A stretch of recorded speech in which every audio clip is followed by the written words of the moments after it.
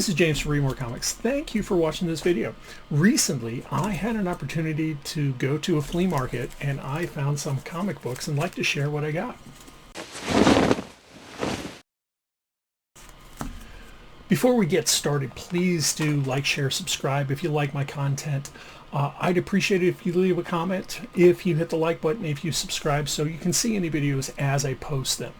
As I was sharing, I happen to be able to hit a local flea market. They call it a resale mall in the area. It's in a converted RV conversion van plant. It's all air conditioned, and I only had a few minutes, so I wanted to make sure I was using my time wisely instead of just slowly strolling through it.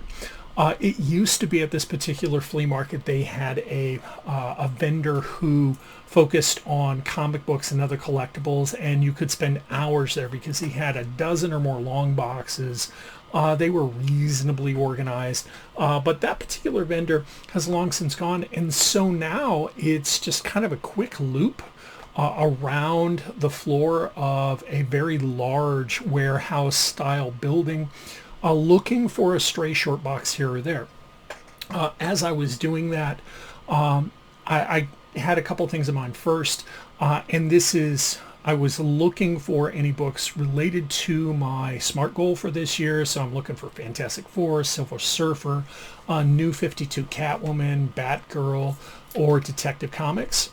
And there's a couple other stray books there I didn't expect at all to see.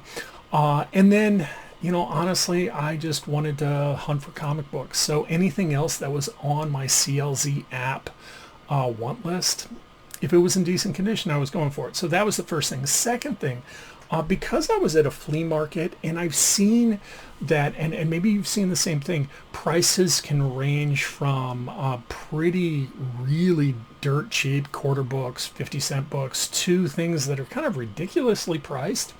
I set kind of a goal, like a limit, a budget for myself, and I said, hey, you know, I'm looking for books that average out to be between $2 and $3, and it seems right now in the comic market for most dollar books, $2 or $3 is reasonable. So the first place, as I was walking through this, this vendor actually was selling like hats, you know, like trucker hats and stuff, but he had two short boxes on a table, and he had some of the best books there. So I found some there. There was another vendor who he has a pretty nice selection of bronze books, mostly Marvel stuff like ROM, some X-Men books, things like that. Not many X-Men books, Daredevil, a lot of that stuff. They're all bagged, but the prices were kind of wonky. Like I saw a Superman annual. It's like Superman annual number 11 or something. Not a really important annual, not a first appearance, a key, anything like that. He was selling for $8, which when I looked at it on eBay after the fact was pretty reasonable if you take in shipping and handling. And the condition was okay. Some of the other places, there was one place where one vendor was selling, he had multiple short boxes. Most of the books weren't bagged or boarded. Some of them were, though. It was kind of hit or miss. No, they were all bagged. Not all of them were boarded because he put the price on the outside of the bag.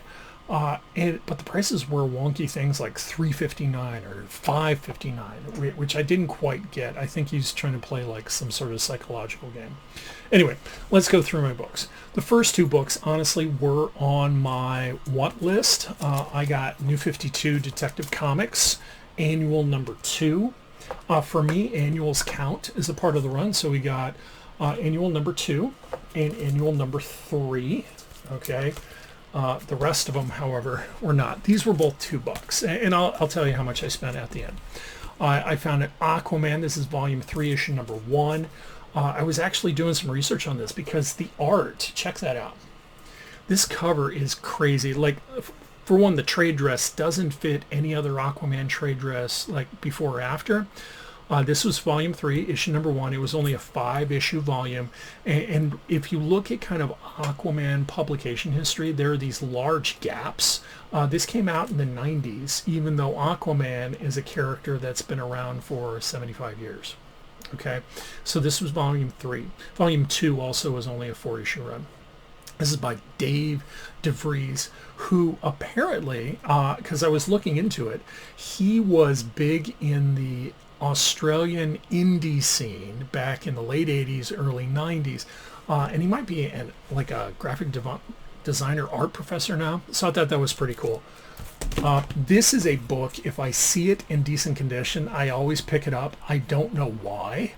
I guess it's just that OCD collector thing. This is Shadow of the Bat. There are not many keys in this entire run. This is one of them. This is a minor key. First appearance of Victor Zsasz. Okay, so Shadow of the Bat, issue number 1. Came in a poly bag. I do have a copy in the poly bag. Originally when this came out, it was in the poly bag. Pretty cool cover. Who did this? Doesn't say on the front. Anyway, so pretty cool cover. And I think this is like my 7th copy of this. I'll double check. I'll put it right down below. Anyway, so I was just picking that up. In this one vendor, he had several X-Men books, and Uncanny X-Men is a run I'm looking at. I'm looking at trying to get 200 to the end of Bendis's run, which is issues, 600. Okay, so that's like volume 1 all the way up through volume 4 or 5. And then once I get that, I'll start clawing my way backwards. But it's not like a big thing for me. X-Men is not the title that I would like fight or die on that hill for. But I did find a book in the 200s, which I normally don't see. This is issue number 247. Nice use of purples on that. And then later in the run, these next 2 are Claremont books. He kind of was on the series, and then he came back later on in the 400s. So we got issue 466. It's part of the what is it? House of. Oh, this is Decimation Storyline. I was thinking the House of M. And then we got issue 472. That's a really cool cover right there. I like the Sentinel in the background and the use, kind of like the sepia-esque qualities of it. And then you got the purple in Psylocke and, is that Psylocke? And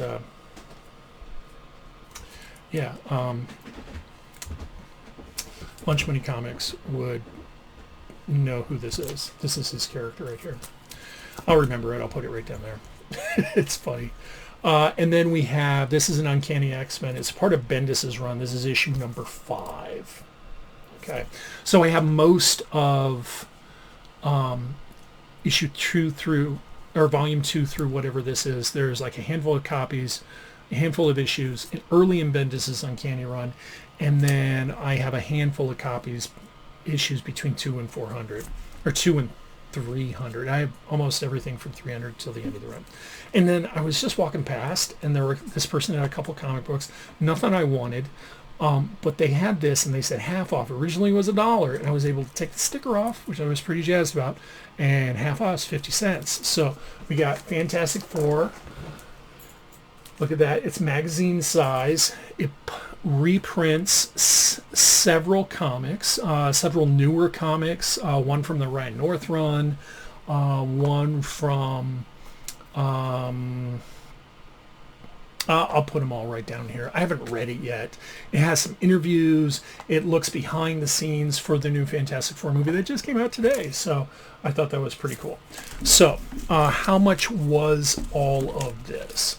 So all of this, and I hit my budget queue. So all of this, we got 1, 2, 3, 4, 5, 6, 7, 8. We have 8 comic books, right? 8 comic books in this big magazine for $18 and change. So it's almost $2 a book.